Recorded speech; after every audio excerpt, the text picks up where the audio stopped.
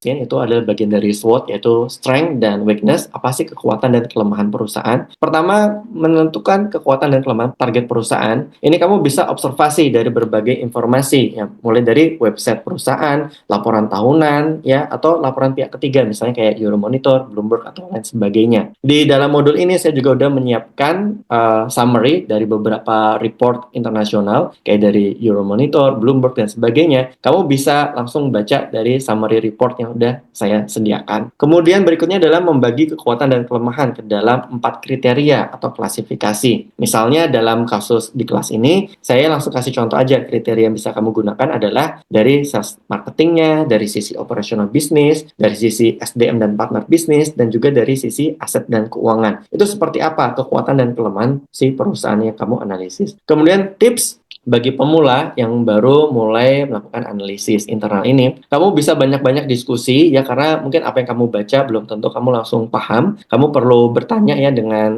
teman-teman di grup, atau misalnya kalau kamu udah bekerja, kamu bisa bertanya dengan kolega kamu, mentor kamu, ataupun kamu boleh menggunakan AI untuk mempermudah. Apalagi sekarang ada AI yang dari Twitter, AI ChatGPT, atau dari Gemini. Kamu bisa memasukkan sumber informasi, kemudian kamu bertanya dengan AI untuk mempermudah diskusi dan pemahaman kamu terhadap pasar untuk melakukan analisis internal ini, ya. Ini adalah contoh menganalisis kekuatan dan kelemahan perusahaan dari 4 kriteria yang di kiri ini, ya. Dari sisi brand, ya, misalnya atau produk, harga, lokasi, ya. Kalau dari sisi operasional bisnis, misalnya dari sisi supply chain, kemudian dari sisi orangnya, ini bisa dari sisi SDM, direksi, advisor, sampai afiliasi partner. Kemudian dari sisi aset keuangan, misalnya contoh aset keuangan dan non keuangan, ya. Misalnya dari struktur modal dibandingkan dengan pesaing itu seperti apa, ya. Ini kekuatan dan kelemahan ini masing-masing bisa kamu baca lagi dan kamu coba aplikasikan menggunakan tips yang tadi saya bahas di slide sebelumnya. Kemudian untuk analisis eksternal itu adalah peluang dan ancaman, opportunity dan threats. Ini bisa kamu kembangkan ya antara pakai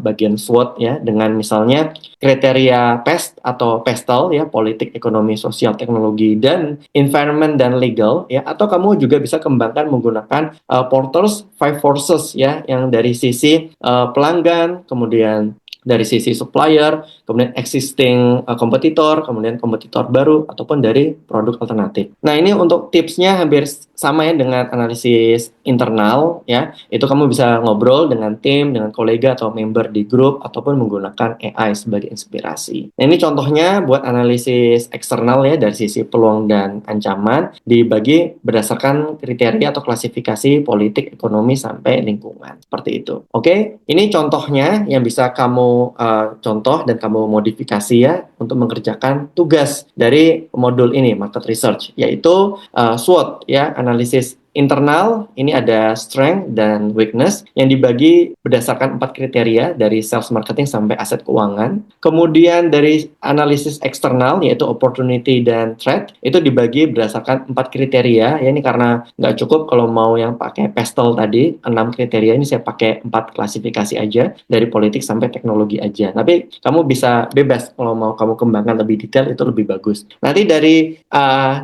data-data detail ini ya, informasi strength dan weakness ini akan membantu kamu pada akhirnya dalam melakukan analisis competitive advantage si perusahaan dibandingkan para pesaing. Dan itu menjadi investment thesis kamu untuk presentasi akhir di kelas ini. Kemudian untuk Porter's Five Forces Analysis ya, ini cukup simple. Intinya hampir sama kayak bagian threat dari faktor eksternal tadi, yang mana tekanannya itu dibagi jadi 5 dari sisi pembeli, pemasok, sampai produk alternatif. Nah, untuk mempermudah kamu menganalisis, kamu bisa sesimpel menjawab dari pertanyaan-pertanyaan yang ada di dalam tabel ini ya. Nanti contoh ketika kamu mengerjakan ya tugas market research bagian appendix ya, ini kamu bisa mencontoh dari sini. Ini kasus pola orbis ya, untuk masing-masing tekanan, masing-masing force itu seperti apa aja ya, dan kamu kasih poin ya. Misalnya antara 1 sampai 5 dia poinnya berapa. 1 atau 2 itu berarti tekanan dari sisi